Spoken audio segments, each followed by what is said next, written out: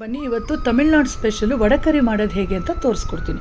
ತುಂಬ authentic dish ಇದು.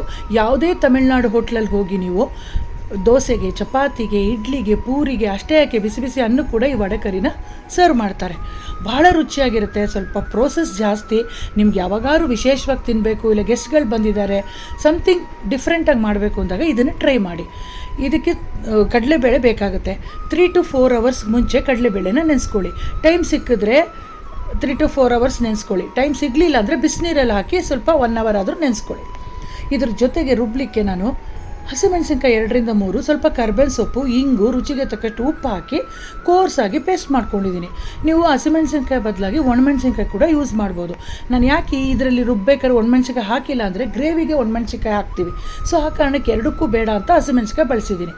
ಸಣ್ಣದಾಗಿ ಹೆಚ್ಚಿದಂಥ ಕೊತ್ತಂಬರಿ ಸೊಪ್ಪು ಲಾಸ್ಟಲ್ಲಿ ಹಾಕಿ ಈ ಥರ ಕಲಸಿ ಇಟ್ಕೊಳ್ಳಿ. ಈಗ ಇದೊಂದು ಸೈಡಲ್ಲಿ ಇರಲಿ. ಆಮೇಲೆ ಆಂಬೊಡೆ ಮಾಡ್ಕೋಬೇಕಾಗತ್ತೆ. ನೀರು ಹಾಕ್ಕೊಳ್ದೇ ರುಬ್ಕೋಬೇಕು ಆಂಬೊಡೆಗೆ, ಓಕೆನಾ? ಈಗ ಮಸಾಲಾಗೆ ಮಿಕ್ಸಿ ಜಾರಲ್ಲಿ 1 ಟೀ ಸ್ಪೂನ್ ಗಸಗಸೆ, 1 ರಿಂದ 2 ಟೀ ಸ್ಪೂನ್ ಅಚ್ಕಾರದ ಪುಡಿ, ಸ್ವಲ್ಪ ಧನಿಯಾ, ಸೋಂಪು ಕಾಳು ಸ್ವಲ್ಪ, ಚಕ್ಕೆ ಪುಡಿ ಸ್ವಲ್ಪ, ಲವಂಗ ಪುಡಿ ಮತ್ತು ಗೋಡಂಬಿ ಸ್ವಲ್ಪ ಗಟ್ಟಿ ಬರಲಿಕ್ಕೋಸ್ಕರ ಗೋಡಂಬಿ ಹಾಕ್ಕೊಳ್ಳಿ, ತುಂಬ ಚೆನ್ನಾಗಿರುತ್ತೆ. ಇಲ್ಲಿ ನಾನು ಕಾಯಿ ಹಾಲನ್ನು ಸೇರಿಸ್ತಾ ಇದ್ದೀನಿ. ರೆಡಿಮೇಡ್ ಸಿಗುತ್ತೆ ಪ್ಯಾಕೆಟು, ಅದು ಹಂಗಿಲ್ಲ ಅಂದರೆ ಮನೇಲೇ ಕಾಯಿ ಹಾಲನ್ನ ತೆಗೆದು ಸೇರಿಸ್ಕೋಬೋದು. ಕಾಯಿ ಹಾಲು ತೆಗೆಯೋ ಕಷ್ಟ ಅಂದವರು ತೆಂಗಿನಕಾಯಿ ತುರಿನ ಸೇರಿಸಿ ರುಬ್ಬೋದು. ನೈಸಾಗಿ ರುಬ್ಬಿಟ್ಟು ಪೇಸ್ಟ್ ಮಾಡಿಟ್ಕೊಳ್ಳಿ. ಈಗ ರುಬ್ಬಿದ ಮಸಾಲ ರೆಡಿಯಾಗಿದೆ, ಆಂಬೊಡೆ ಹಿಟ್ಟು ರೆಡಿಯಾಗಿದೆ.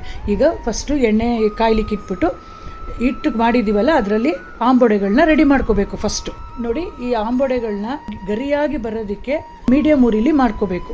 ತುಂಬ ಹೈ ಉರಿ ಇಟ್ಟು ಮಾಡ್ಕೋಬೇಡಿ. ತುಂಬ ಕ್ರಿಸ್ಪಿಯಾಗಿ ಬರಬೇಕು ಅಂದರೆ ಮೀಡಿಯಮ್ ಟು ಲೋ ಫ್ಲೇಮಲ್ಲೇ ಮಾಡಬೇಕಾಗತ್ತೆ.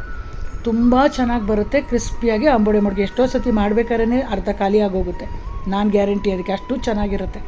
ಆಮೇಲೆ ಈಗ ಗ್ರೇವಿ ಮಾಡೋದಕ್ಕೆ ಒಂದು ಕಡಾಯಿ ಇಟ್ಬಿಟ್ಟು 2 ರಿಂದ 3 ಟೀ ಸ್ಪೂನ್ ಆಯಿಲ್ ಹಾಕಿ ಸಾಸಿವೆ ಒಗ್ಗರಣೆ ಕೊಟ್ಟು ಕರ್ಬೇವಿನ ಸೊಪ್ಪು ಹಾಕಿ ಒಂದೇ ಒಂದು ಹಸಿಮೆಣಸಿನ್ಕಾಯಿ ಹಾಕಿ 2 ರಿಂದ 3 ಈರುಳ್ಳಿನ ಸಣ್ಣದಾಗಿ ಹೆಚ್ಚಿ ಬಾಡಿಸಿ. ಈರುಳ್ಳಿ ಟ್ರಾನ್ಸ್ಪರೆಂಟ್ ಆಗಬೇಕು, ಅಂದರೆ ನಿಮಗೆ ಬೇಗ ಬೇಯುತ್ತೆ ಈರುಳ್ಳಿ ಅಲ್ವಾ, ಅದರಿಂದ ಟ್ರಾನ್ಸ್ಪರೆಂಟ್ ಆಗಿದ ತಕ್ಷಣ ಟೊಮೆಟೊ ಸೇರಿಸ್ಕೊಳ್ಳಿ. ಟೊಮೆಟೊ ಮತ್ತು ಈರುಳ್ಳಿ 2 ಮೆತ್ತಗೆ ಆದಮೇಲೆ ರುಬ್ಬಿದಂಥ ಮಸಾಲಾನ ಹಸಿ ವಾಸನೆ ಹೋಗೋವರೆಗೂ ಹುರಿಬೇಕು.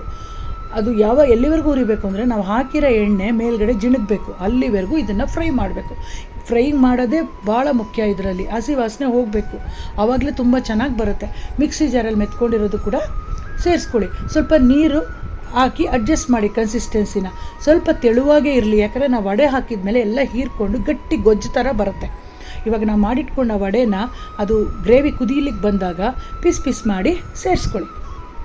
ನೋಡಿ, ನಾನು ಸೇರಿಸ್ತಾ ಇದ್ದೀನಲ್ಲ ಆ ಥರನೇ. ಆಮೇಲೆ ಚೆನ್ನಾಗಿ ಕುದಿ ಬಂದಮೇಲೆ ನೋಡಿ ಎಷ್ಟು ಗಟ್ಟಿಯಾಗಿದೆ. ನಾವು ಎಷ್ಟು ನೀರಾಗಿ ಹಾಕಿದ್ವಿ ಅಲ್ವಾ, ಇವಾಗ ಎಷ್ಟು ಗಟ್ಟಿಯಾಗಿದೆ ನೋಡಿ. ಇನ್ನೂ ಗಟ್ಟಿಯಾಗಿ ಹೋಗುತ್ತೆ ಆಫ್ ಮಾಡಿದ್ಮೇಲೆ.